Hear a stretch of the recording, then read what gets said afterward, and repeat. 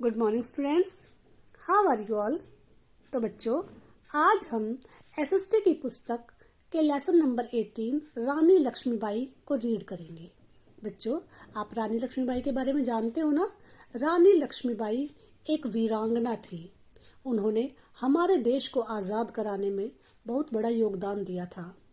1857 में जो देश में युद्ध की जो चिरंगारी फैली थी, सबसे पहले रानी लक्ष्मीबाई ने ही फैलाई थी।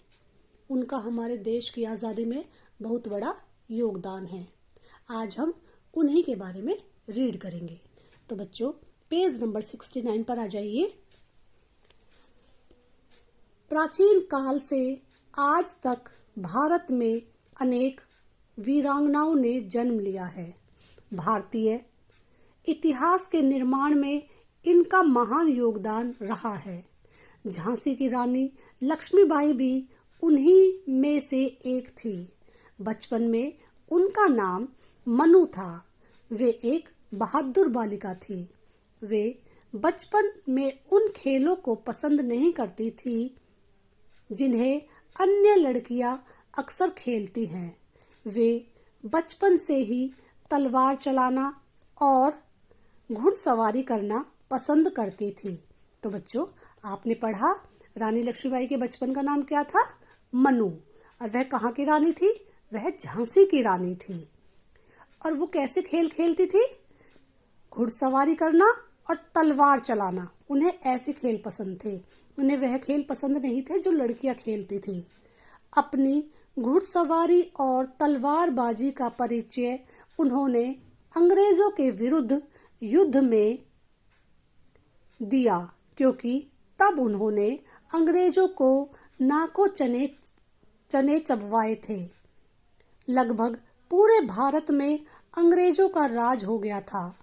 1857 में भारत के कुछ शासकों ने स्वतंत्रता का युद्ध आरंभ कर दिया। अंग्रेजों के विरुद्ध युद्ध में उन्होंने भाग लिया।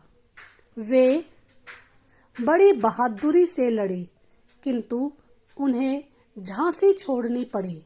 उन्होंने वीर तात्या टोपे की सहायता से ग्वालियर के किले पर अधिकार कर लिया। युद्ध करते हुए वे ग्वालियर के पास शहीद हो गई। ग्वालियर में उनकी समाधि है। वे भारतवर्ष की एक महान नारी थी। हमें उन पर गर्व है। तो बच्चों, उन्होंने अपनी घुड़सवारी और तलवारबाजी का परिचय कब दिया? अंग्रेजों के विरुद्ध युद्ध में।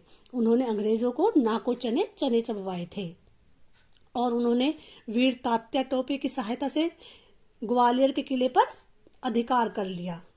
और बच्चों, वो भारतवर्ष की एक महान नारी थी।